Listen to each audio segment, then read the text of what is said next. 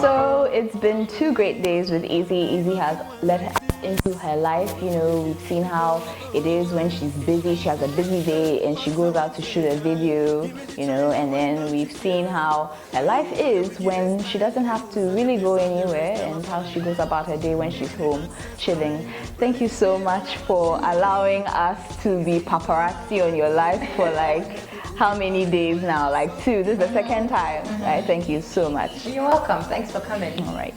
Okay, now let's get into you as a musician, as an artist. I vividly remember first seeing you around 2009 when you sort of came onto the scene. Right. You know, with your song Bon Mami. Was that really when you got into the game, the music game? Professionally, I would say yes, but unprofessionally, I'd always, sleep in the studio, hang out with Richie J. Foley, then so like very good friends of mine way back in 2002, 2003 after secondary school. So the studio has always been my thing, but I'll just go in there, lay some bars, play around with it, and the music, I never thought of music professionally because my parents were really keen on me graduating from my tertiary education before I think of anything else, So in 2009, after I graduated November 2008 in Birmingham, I came back and I was like, I gotta do this. So professionally, Bon Mami was my official song that I put out there, to the public. Yeah. What were your parents' plans for you then? My dad so wanted to see me being a chartered marketer, sitting in my office and selling stuff. My mom wanted me to be an air hostess because from infancy I've always wanted to be an air hostess. I actually even tried studied French and Spanish for a year because I wanted to be an air hostess, but I went to the school and unfortunately that was during the time that Ghana Airways, had a lot of issues and a work advisor advised me that, hey, they have a lot of air hostess with no planes to fly. So maybe I should just, kick onto another option. And the best option for me with my loud mouth, I thought of was either to be a lawyer or a marketer. And law was just way out of my league. So I hopped on to marketing. Went to marketing. Right. And then after school, we just were. And then after school, I'm like, Daddy, Mama, I'm going. Music is my I'm going to do what I want. And how did they take that? It wasn't easy. My dad didn't come around till like after a year. My mom came around pretty early. She, mother. And I used to live with her at that time. So I called her into my shell and she understood me. My dad lives abroad, so he just didn't understand the industry here. All he understood of was before he left, for a female to do music, it's as if you're an outcast or you're indisciplined or you're not from a good home or you're not educated. He didn't understand that it had gotten to the point where people graduate from university, people with masters and stuff can do music just like any other profession. So it took him about a year after he came down, visited Ghana. He realized what I was doing in my life, realized my first album was good, endorsement from Vodafone, and I had still managed to comport myself by being sexy and decent at the same time. Then he started opening up a bit. Yeah. So after that, how has your journey been in the music industry? What are some of the struggles, your triumphs in the industry? I tell you, as much as my name is Eazzy, it hasn't been easy. It's a lot of work, it's a lot of stress, it's a lot of mind games, and obviously it's a whole competition. As much as I'm not competing with anybody, the whole industry is a competition. You can't slack and allow other people to take your shine or work harder than you. So every single day you have to be on your toes, either recording or making sure that your personality is still on point. And I must say, just keeping your image out there to maintain your standard is one hell of a task. So it's not easy, especially for females like myself, because obviously we don't have the strength to stay from morning till evening, late nights in the studios. Sometimes you have a shoot early in the morning, like 6, you have an interview, you have to drive around, meet your manager, like it is a lot. And channeling all of that with personal issues, whoosh, yeah, it's very hectic. But we survived. And you have survived. Now, how has marketing, your marketing degree, helped you in your career? It's helped me a big deal. I mean, having a postgraduate is like the most important thing in my life, and I'm very glad that I listened to my parents and graduated from school because personally, it's helped me to market myself well. It's helped me to brand myself well. It's a different case when you have a management team trying to brand you when you don't understand it. And it's a different case when you understand the brand itself and your team is partnering with you. It makes the work more effective. It makes you understand what you're supposed to do as an artist, what you're not supposed to do, what you're not supposed to say, how you should look like, and what you should do at a particular point in time. So basically, it's made you not a pushover because nobody exactly. can come and I know like, what I'm supposed to do. You don't have to tell me. You just have to like maybe just keep reminding me, and then we all work hand in hand, and it works better. Yeah. Tell us about your split from Lynx Entertainment. I mean, you were their first lady. Yeah, you were Lynx's first lady. Right. What happened? Nothing major. I'm still a first lady though. I think I'm gonna call myself the first lady forever. You know, it was a mutual agreement. We're still partners. We're still lovers. We're still family. We still talk. I chat with Richie a lot on WhatsApp. You know, I visit them once in a while when I have the time.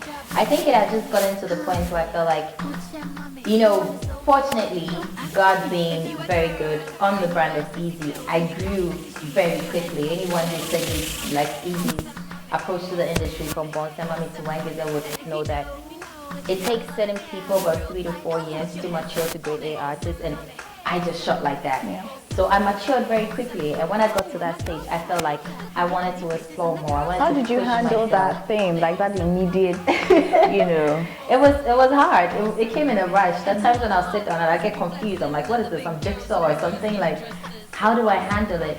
But I think my introvert part of me helped a lot because you never find me out. You're an introvert? I am. Really? Yeah, you wouldn't believe it. I can be an extrovert when I want to, but most of the time, like you just witnessed today, I wake up in the morning, stay home if I have nothing to do, learn how to play games, read, that. Yeah. So it kept me out of the shine. So I never had it hitting me in the face to go out of place or to misbehave or to let the fame get into my head. There were a lot of times when I stayed in my house and I actually forgot that I was an industry face. So the few times I step out to events, you know, club promotions and stuff, that's when I actually remind myself that, oh, I'm Eazzy. You know, so it helped, 50%. It helped. I'm sure if I was going out every single day, it would have probably been another, you know, story. So I matured as an artist, and I felt like I want to explore myself. I want to push on to other opportunities, and I think that if God has been good and my first album has got me this far, my second album has to take me across Africa. You know, and certain things were not in place properly, system-wise and infrastructure-wise, you know, based on the company. So that's just where the differences came in, and I was like, you know, mutual agreements, we both agreed that, okay, you go out there, you do your thing.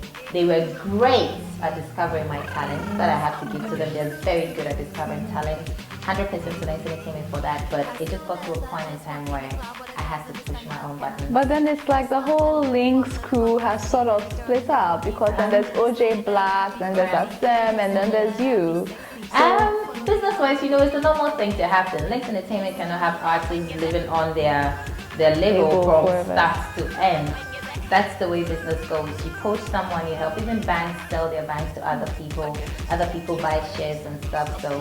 So long as they still have new artists, and so long as Lynx Entertainment is still in progress, I think you're just doing exactly what it's supposed to do. So where do you see yourself in 10 years? 10 years. 1, 2, 3, 4, 5. Ooh, that's long. 5 years. Yeah, 5 years is better.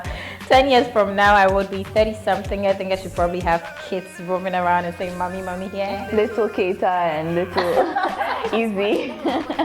Well, we'll see. But 5 years from now, I'm looking at myself, you know, sweeping a lot of awards all over Africa. Hopefully BET. I've been in this industry for 3 years and it's been pretty good. 5 years in addition to what I'm doing right now, I should see myself like penetrating through all of Africa, which God being good, thanks to Big Brother, it has given me the recognition. The reason why you redid your Wangeza video, exactly, you know, and people are liking it. I get people tweeting at it all the time. It's showing on channel constantly. So hopefully 5 years from now, a lot of African countries would have recognized my talents, my music, love Eazzy for who she is, and we should just eat in there. I'm definitely going to try other, you know, sectors apart from music. Like I write movie scripts. Okay. Yeah, so I'm definitely going to start producing my movies very soon. Oh, Be Bold heard it first, so yeah.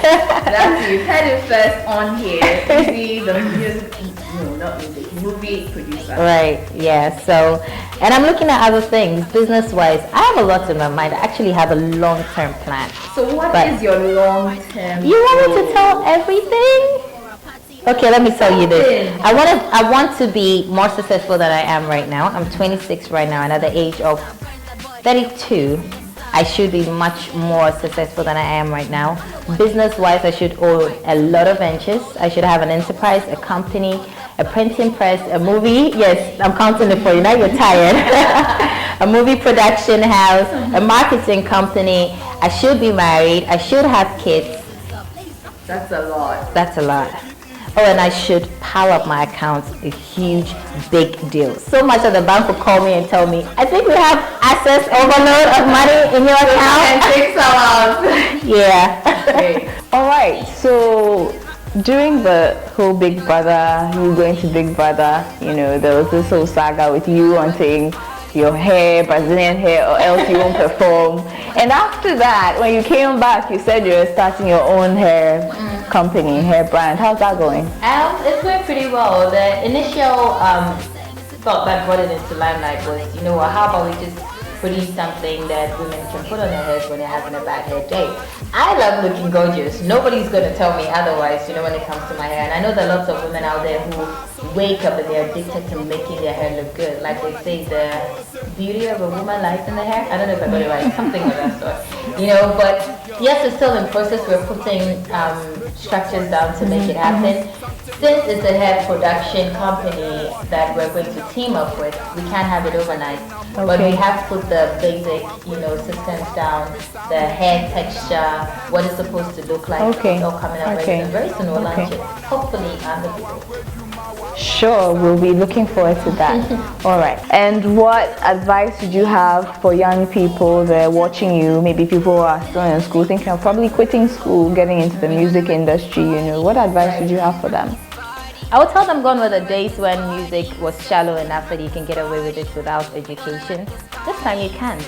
I'm very educated. Becca is, Iftia is, almost everybody is a graduate now. You can't put yourself on a shallow field. If you have the means to be educated to your highest level, please do that before you think of coming into the music industry. Because trust me, you won't survive it. Great. Thank you so much, Eazzy. I mean, you've welcomed us into your home, you've welcomed us into your life. You're a very down-to-earth person, very, very down-to-earth, very, very fun woman. And we like to say thank you for being on the Be Bold Show. Thank you so much for having me. Love you.